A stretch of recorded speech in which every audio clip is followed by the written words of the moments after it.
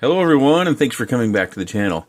We're going to take a look at three goggles, and mainly because I have been asked to give my opinion about the EV100s. I've had the Amway Commanders for a while now, and these two, well, really all of these have been reviewed to death, so there's really no point in me going over them. Yeah, I don't think I can add any value to the probably thousands of reviews that are already out there. And that's one of the reasons why I didn't initially review the EV100s, because the hype was pretty high on those, and people were doing all sorts of recordings, and there was a lot going on about these goggles, and it kind of didn't pan out. So what I want to do is, first off, if you're in the market for goggles and your wallet can handle it, GearBest is running a sale on, obviously, just these two pair of goggles. Now, you can get the Amway Commanders for $279.99 using a coupon code. I'll link it down below. The FatShark goggles are still on sale for $322.99, if I'm looking at that right, with a coupon code. I'll have both those links down below with the coupon codes. So if you're in the market for these goggles, I don't think you can find those any cheaper. Keep in mind, these FatShark goggles, these are the HD3s. Those retail for $499. Also keep in mind that the FatShark goggles do not come with a receiver, so you need to buy another one if you're interested in what I've got. I run the LaForge. I also have the diversity module, but it has started to give me fits. I don't know how long I've had the diversity module, but actually what I found is that with the module inside, my goggles sometimes won't activate. I guess it's kind of a gray screen. I really haven't looked into what the issue is. I just know that the diversity module was causing it. I think it has something to do with the power up. But so I took that out, and this module works really good, but it's not cheap, and that's one thing you have to consider. The Amway goggles, they do, or Amway, they do have receivers built into them. So $322 will get you in the door with the FatShark goggles, but then you've got to add to that. You've got to buy an antenna, you've got to buy a module, and then you go with the Amway Commanders. You just need to buy yourself an antenna. And I use these cheap blue Amway antennas. They work good in my opinion. You might find you have different results, but I remember Stu and I think Joshua Bardwell, they did antenna reviews. Was that a year and a half ago or a year ago? Really a lot of work and great reviews that they put in, and found that these little, what are these, like $7 or $8 antennas work just as good as some $40 antennas. Of course, antenna tech changes, so you might have, you might want a Menace patch, which you also have. There's the Menace Bandicoot, which is for linear. You might want to use one of those on your diversity side, and that's something you'll also get with the Amways. Here you just get the goggles, then you got to add your receiver, add your diversity if you want one. The Amways, they have it already. It's not without flaws. Oh, and I should mention, if you're not familiar with FatShark goggles, I don't want to act like I'm educating anyone, but this faceplate here is the version 2. I think this was $25 when I bought that, and that also does not come with this kit. The original comes with it, and the reason why I upgraded to the version 2 was because of what you see here. This inner felt just kind of falls off, and that's probably going to happen with all foam. So I thought that upgrade really, that faceplate made these $400 or $500 goggles feel a lot more like you got your money's worth. It's kind of a funny thing to say, but it felt much more premium with this faceplate on. Also, without the diversity module and the cabling that goes to the other side, I also think these are more comfortable because they're a little bit lighter. That's one of the reasons why I haven't fussed with that diversity module too much, because that small bit of weight with another antenna, another module, and a little bit of cabling across the front, I noticed it, but I've talked a lot about those two. So those are on sale. Links are down below. $279 for the Commanders, $322.99 for the FatShark goggles. Now, you probably have to wait a long time for that shipping to happen, because I seriously doubt they have all that much in stock. But if you're looking for a really good bargain on some goggles, I think those two prices are going to be really, really hard to beat. Let's spend a little bit of time with the EV100s. To me, these were really disappointing. I tried to use them, and I felt like if I were going to fly with these, I was going to have to fly in a big open space, or I'd have to go down the middle of my yard, or if I was doing proximity stuff inside the house, I wasn't going to be able to go underneath any chairs or cabinets or anything. I was going to have to stay in the big open space, and that's because the field of view is kind of small. Now, of course, I come from box goggles, where the field of view is still really wide. Sometimes it can even be too wide. I had my first goggles were Oh, they're from Hobby King. The Quantum, are they just called Quantums? The Quantum whatever's from Hobby King. The box goggles, fine goggles, got me in the door, got me started in FPV, but they have an issue with condensation that I found very frustrating. But anyways, so box goggles, I think box goggles are more immersive than these, and if you've got a pair of box goggles that you're comfortable with, this I don't think is going to be an upgrade. I think this is just going to take some money out of your wallet. I do have the DVR, but I haven't tried it yet. And the DVR kind of feels like an afterthought because you're just supposed to stick it on the top somewhere. And they do include, I believe, some Velcro in the DVR packaging. I just didn't care for that. I also don't care for the fact that they use RP SMA connectors on the ear, and all my antennas are SMA antennas, so I'm not crazy about that. But as far as the features go, it looks fine. But the field of view is so small that the best way I could describe it is it feels like you're looking at your video signal through... Like, you remember when you're a kid and you take empty toilet paper rolls and you'd make binoculars out of them, and it just kind of made everything smaller? It didn't really, it didn't do any magnification of anything, that's for sure. That's how I feel when I'm in these. I feel like a little kid who's put toilet paper rolls up to his face to try to, do something fun. I've thought about the price point quite a bit, and at what point does this become something I would get behind and say, yeah, you should get that? And I can't really come up with one. I really think that you'll have a better experience with most box goggles. There's lots of them out there, but if you find ones with decent reviews, I've got some Kylin Vision, some KDS Kylin Vision goggles that are really good, have a really good receiver in them. You can do a DVR hack on it for $18, and you've got a really comfortable, nice pair of box goggles. These are obviously more portable. You don't get a case with them or anything. This is kind of just how they are. I think they came in a baggie. You're going to have to buy antennas again because it just comes with those cheap antennas. The view is so small for me. I can't see using this really at all. Matter of fact, when it was warm outside and the kids would come out to watch me fly, when I would just kind of do some test flights, I had these goggles and I would hand them. I'd kind of have them sit out there, like, hey, you guys can use these too, because they often ask for these. And I say no. But I had these sitting out there and nobody went after it. And I said, you could use these too. And so then I think it was my middle child put it on first. And then after the first flight, because she really likes to watch the flight, so to speak. It's like a movie to her. After the first flight, then she asked if she could switch with my younger daughter, who was wearing a pair of box goggles. And then the next time we came out, nobody wanted to use these. Maybe that's some sort of indication that even as a ride-along pair of goggles, that my kids did not like these. They would rather wear the box goggles. Actually, they would rather wear any of the box goggles I have. I've given away quite a few sets, but I've got a few of the less expensive pair. You can see I've got a little bit of a dummy load over here. I was just doing some testing with, some very limited testing with antennas and whether the dual antenna is anything we should even bother with. Should they just save some weight and power or whatever they can save and just not do that? A couple things I do like. I don't always want to be negative about a product that just doesn't fit me. The fit isn't great. The face shape that varies. For me, it's not great. I don't have a terrible problem with it. I think that one of the things they did really well is they made it nice and light. So when you put it on your face, you don't feel like you're wearing much heavier goggles like these are. I also think they did a fairly nice job with creating some foam that's, it's comparably comfortable to what you might find on the other goggles over there. But it's just, one of the things I noticed is you can improve the field of view by smashing them into your face. And basically that's because the foam is so big. So one of the things you might do to improve that is to just peel this stuff off. It's just like all the other goggles. And you can get some thinner stuff. You can see the difference between the two here. Hopefully it comes through in view. This is approximately a third as thick as the stock stuff. So that's something you can do to increase the field of view, so to speak, but to make things larger, because that's the biggest drawback to this. I didn't have a problem with the fan. The battery seems to work just fine. Now, the reception was pretty good. I really didn't do any testing with that, but it seems to be just fine. It's just a little bit off in the fit, and it's got this giant foam, and the field of view is somewhat limited.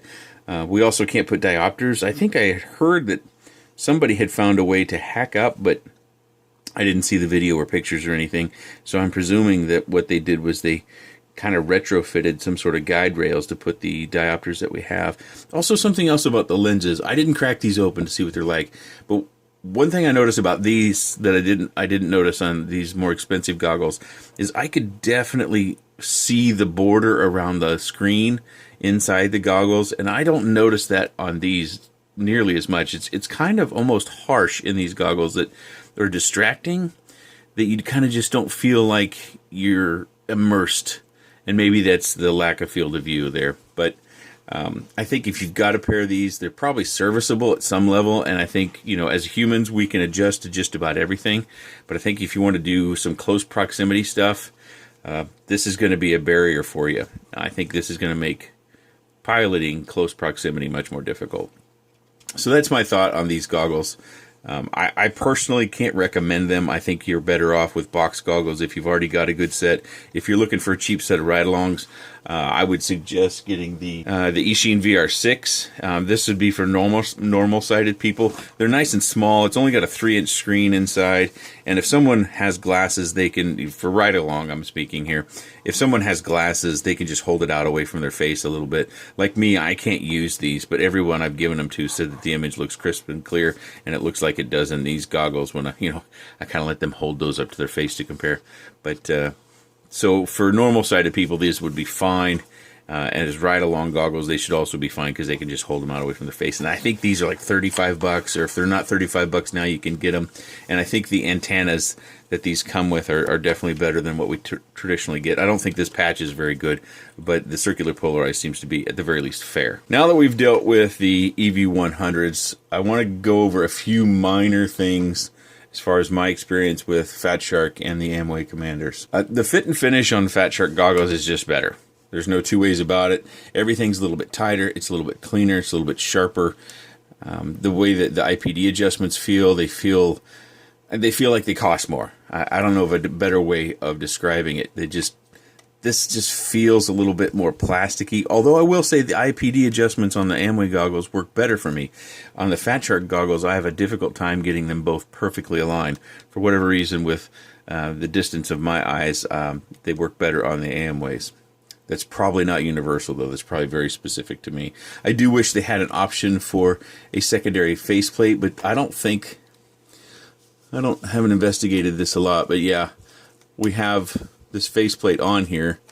So another option to have a faceplate like the FatShark ones and this material, I would really like that, because this foam, this inner line of foam here, it's, you know, as we sweat or as we put the goggles on and off or move them around, this comes loose. And the part that drives me the nuts is the part around the nose, because that always seems to come loose first for me, and then it flops into my eye, or it's flopping down and tickles my nose, or something that isn't quite right, and you only notice it when you're in flight, and then you've got to land again. I did not think the top strap was necessary, so I snipped it off.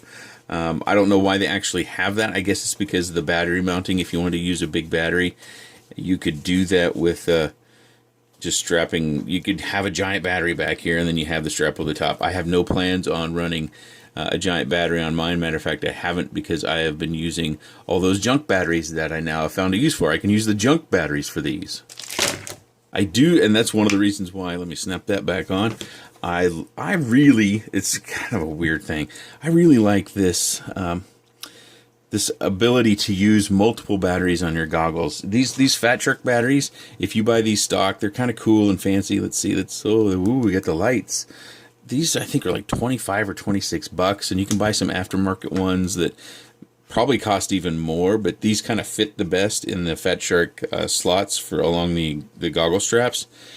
But I find it terrible expensive because they don't last that long. I've got two of them. I fly within, 25 feet of my charging station. So if I'm getting fussy about how long the batteries last, I can't imagine people who leave their house to go fly in cool places feel. So that's something I really like about this little thing. I'm a little bit worried it's going to break, but I can use all those junk batteries just fine to power these goggles, and so I've got batteries for days. And one thing I haven't tested that just occurred to me is I don't know if there's any sort of alarm for the battery getting low. That's something I don't know. I don't even recall if I've seen that in another review. So that's something you should check out elsewhere. I can't tell you if there's any sort of battery alarm. These beep. And when these beep, you better land, because they could not last. It could be 25 seconds. It could be a minute. I've found that when this thing starts to read that it's low before your goggles go off, it's not consistent. It's crazy. I don't understand that at all. But anyway, so this is awesome because I can use a lot of batteries I don't like to fly with. So I get some use out of all that money I spent on all those batteries. I do like their placement of the SD card a lot more. The SD card on the FatShark goggles, while it keeps the outside very, very clean and cosmetically nice looking, it is, I can't get that out of there without using a pair of needle nose or tweezers or something. I can get it out if I use the nail of my pinky finger, but there. Oh, look at that. I just lied. I got it out, but I normally wouldn't want to spring it out like that. So normally I have to get my needle nose or my tweezers after it's in there like that. That's that's about where it comes out, if you can get an angle on that. And I can't really, I can't get a hold of that. I always have to get my needle nose or tweezers out. So either you have to get it to jump way out, or maybe you have thinner fingers or longer fingernails than I do. But I find that a pain. Because, I am making reviews, I am doing a lot of DVR stuff, and I like to get it off the card and the goggles and onto my computer pretty much after every flying session. So I do think that is, for me, that's a pretty big point. One of the things I'm not happy with about this receiver, and I hope I can show you this. See how it moves around? That bothers me. It actually makes it feel frail. The other one doesn't do it, so it could have been a quality control issue where somebody didn't get something put in there to make it adhere. And again, I haven't taken these things apart to look inside. I generally don't take things apart unless they're broken. Take things apart to repair them, not to break them. So that was a little bit of an issue. So if you're spending, even at the sale price at $279.99, I would expect that to be secured properly. Bruce Simpson from RC Model Reviews recently opened his and found that some of the ribbon cables were really mistreated on assembly. If it works, it works. If it doesn't, it doesn't. I understand that he has an eye towards those sorts of things. That doesn't necessarily bother me. It would bother me if I got my goggles and they were DOA and then I found that out. But we're kind of voiding the warranty, I think, if we start opening them. And I actually kind of prefer this button layout. I don't really use these buttons, obviously, because I don't have a FatShark module in there. I have the LaForge, so I use these buttons along the side. But if I just look at these a little bit, I don't know, take a look.